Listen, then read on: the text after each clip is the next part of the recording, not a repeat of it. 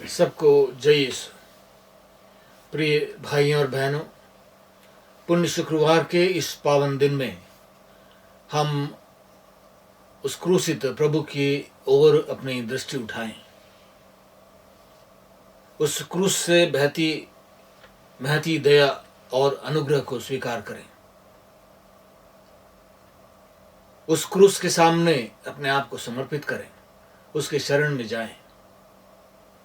वह क्रूस आज हम सबके लिए एक चिन्ह, एक प्रतीक है, एक आशा है कि चाहे संसार में हम कितनी ही पीड़ा, दर्द, परेशानी, प्रताड़ना या समस्याओं का सामना करें, लेकिन इन सब के लिए हमें एक आशा है, वो है प्रभु का क्रूस। संत पौलुस फिलिपियों के नाम लिखे अपने पत्र में 2 अध्याय में 6 वाक्य 7वें वाक्य में लिखते हैं, वो वास्तव में ईश्वर थे और उनको पूरा अधिकार था कि वह ईश्वर की बराबरी करें।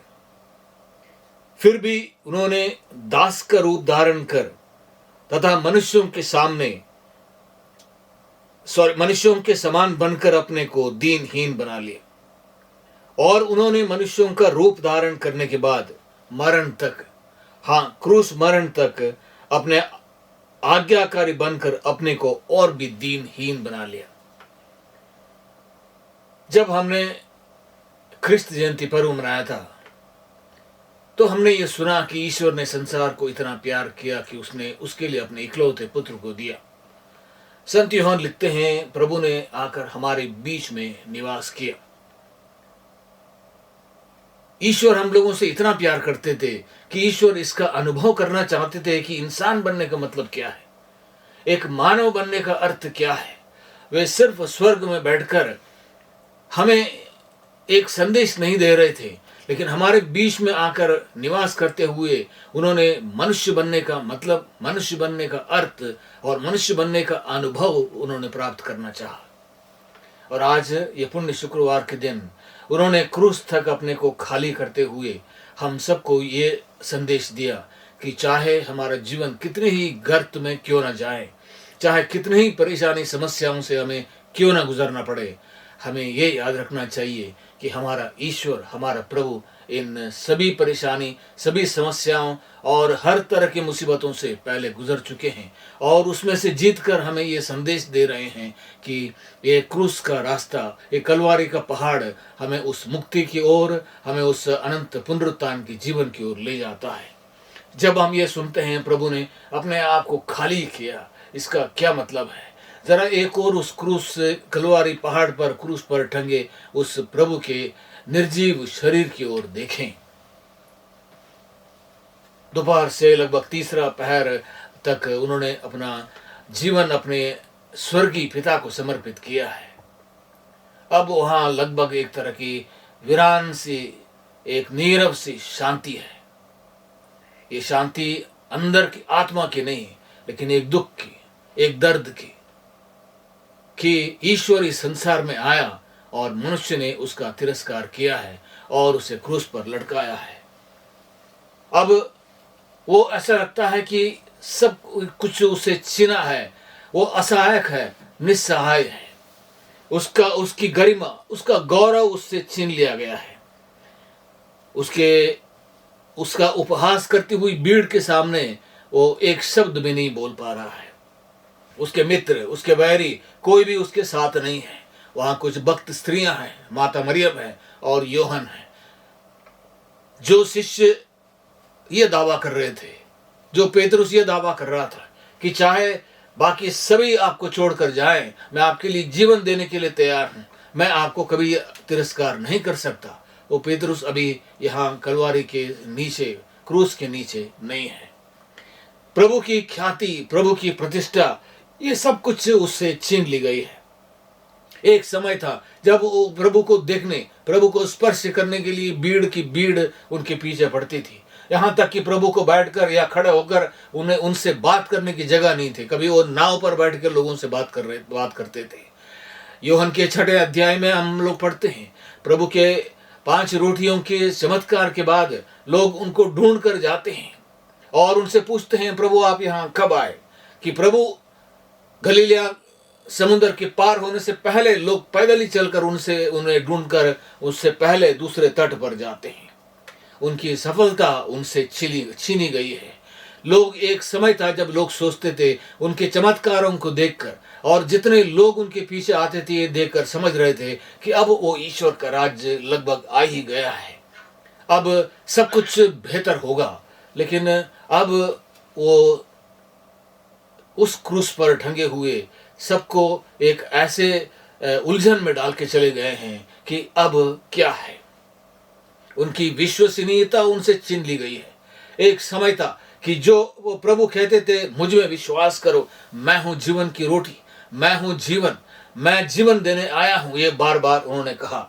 इस शरीर को जो वो लोग समझ नहीं पाए थे, इस शरीर को मार डालो और इस मंदिर को गिरा दो और मैं तीसरे दिन फिर से खड़ा कर दूंगा। लेकिन वह प्रभु अब दुर्बल हैं, असफल लगते हैं। क्रूस पर टंगा वो डाकू, वो चोर उन्हें चुनौती देता है, यदि आप मसीह हैं तो आप क्रूस से नीचे उतर जाइए और हमें भी बचाइए।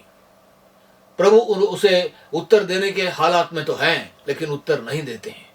यदि प्रभु उसकी चुनौती स्वीकार करते तब क्या होता? कुछ घंटों पहले पिलातुस ने उनके सामने एक चुनौती रखी थी, क्या आप ये नहीं जानते कि आपको क्रूस पर चढ़ाने का या आपको मुक्त करने का भी मुझे अधिकार है? प्रभु ने शांत स्वर में उससे जवाब दिया था, यदि ऊपर से यह अधिकार आपको नहीं दिया गया होता तो आपका मुझ पर कोई अधिकार नहीं होता। इस चोर को प्रभु उत्तर भी नहीं देते हैं, क्योंकि वो सिर्फ प्रभु को इस्तेमाल करना चाहता है, वो सिर्फ ईश्वर का इस्तेमाल करना चाहता है। यदि ईश्वर उसको ये वरदान देते कि तुम अभी इस घड़ी क्रूस से नीचे उतर आओ, तो क्या वो अपनी डकैती, अपनी चोरी और अपना जो भी जीवन उसने अब तक बिताया है वो सब क्या बदल देता? क्या वो एक दूसरा जीवन स्वीकार कर लेता? और इसलिए प्रभु सिर्फ उस चोर को उत्तर देते हैं जिस चोर ने पश्चातापी दिल हृदय से प्रभु से कहा कि हे प्रभु, जब आप अपने राज्य में होंगे तो मुझे भी याद कीजिए। और उसे तुरंत वो वरदान, वो आशीष मिली कि आज ही तुम मेरे राज्य में होंगे। प्रभु का सारा सहारा उनसे छीन लिया गया है। उनके मित्र, उनके करीबी लोग वहां नहीं हैं। उनका ऐसा लगता है कि उनका ईश्वर भी वहां पर नहीं है, कि हे ईश्वर तूने मुझे क्यों त्याग दिया है? प्रभु, जिस ईश्वर को अपना पिता कहते थे, जिस ईश्वर की इच्छा को पूरी करने वो यहाँ आए थे, जिस ईश्वर के कार्य मैं कर रहा हूं इसका दावा वो कर रहे थे, और इस घड़ी लगता है वो ईश्वर भी उनके साथ नहीं है। लेकिन प्रिय भाइयों और बहनों, ये क्रूस एक हार का चिन्ह नहीं है, ये विधि या भाग्य नहीं है, लेकिन एक ईश्वर की योजना है। ये आपको, मुझे और हम सबको एक ऐसा भरोसा और एक ऐसा वरदान देता है कि चाहे हम जीवन के किसी भी कितना ही गहराई के गर्त में क्यों ना गुजरें, लेकिन प्रभु हमें एक महान ऊंचाई देने के लिए हमें बुलाता है। जरा हम अपने आप के जीवन को देखें, हम कितने एक दूसरे पर निर्भर हैं, दूसरों की राय पर निर्भर हैं, दूसरों की शाबाशी सिफारिश पर निर्भर हैं, दूसरों के सहारे पर निर्भर हैं। यदि कोई हमें कोई आलोचना करें, हमारी टीका टिप्पणी करें, या कोई मित्र हमें त्याग दें, या हमारे करीबी मित्र हमसे दूर जाएं, तो देखिए हम कितने निराश होते हैं और कितने बार ईश्वर को कोसते हैं। हम कितने बार ईश्वर का उपयोग करते हैं।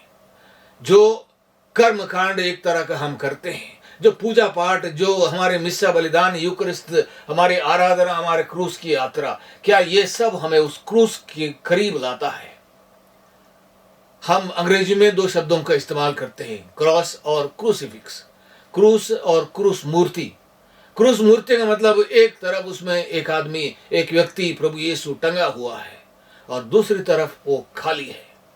ये खाली क्रूस उस प्रतिरोध, वो विरोध का चिन्ह है जो ईश्वर ने जो मनुष्य ने ईश्वर को दिखाया था।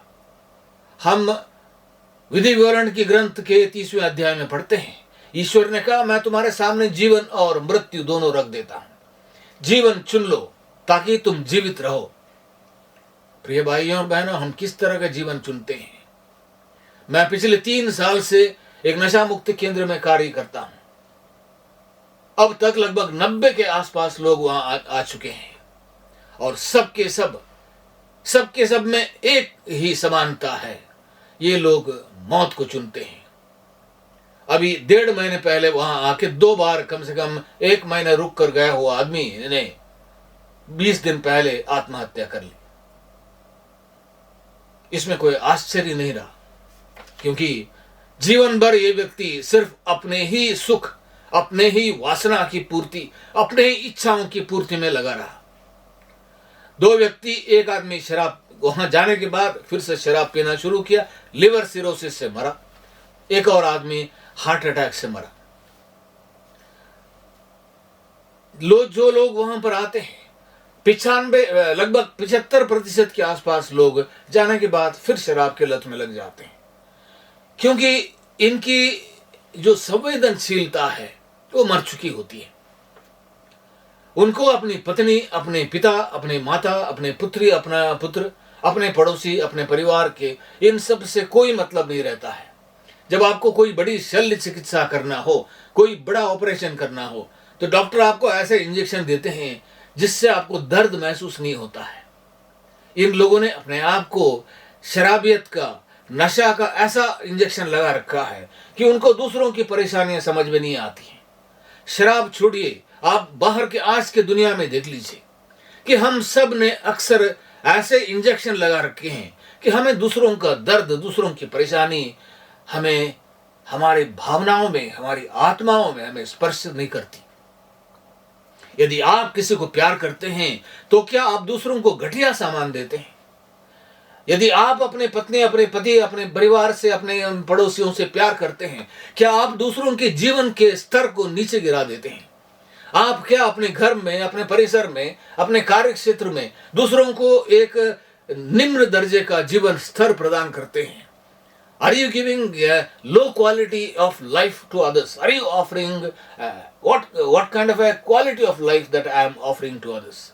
इसलिए भाइयों और बहनों, जो क्रूस के सामने जो क्रूसित प्रभु हम सबों के लिए क्रूस पर टंगा है, वो हमें यही संदेश देता है, हम एक दूसरे के जीवन को बोझिल न बनाएं, भारी न बनाएं। संत पौलुस हमें कहते हैं, एक दूसरे का भार उठाएं, एक दूसरे का भार उठाने में मदद करें। आज पुण्य शुक्रवार हमें यह धैर्य देता है, हमें यह बल देता है कि हम अपने आप को, अपने स्वार्थ को, हमारी स्वार्थी इच्छाओं को, हमारे पूर्वाग्रह को, हमारे मनोवृत्ति, हमारे मनोभावों को बदल दें कि हम एक दूसरे की ओर देख सकें।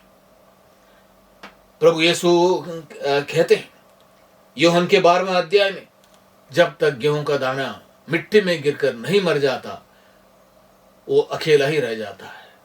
मेरे खिड़की के पास मैं खेत को देख रहा हूं, लगभग 60 या 70 किलो गेहूं मिट्टी में डाल दिया गया था और अब लगभग 2-2.5 किलो का गेहूं का खेत तैयार है।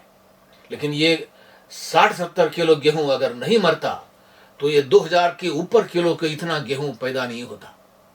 और इसलिए यदि मैं अच्छा फल, क्रिस्ती जीवन का फल उत्पन्न करना चाहता हूं, मुझे अपने स्वार्थ के लिए मरना होगा। मुझे जो सब कुछ जो मेरे लिए मैं जीता हूं, उसके लिए मुझे मरना होगा।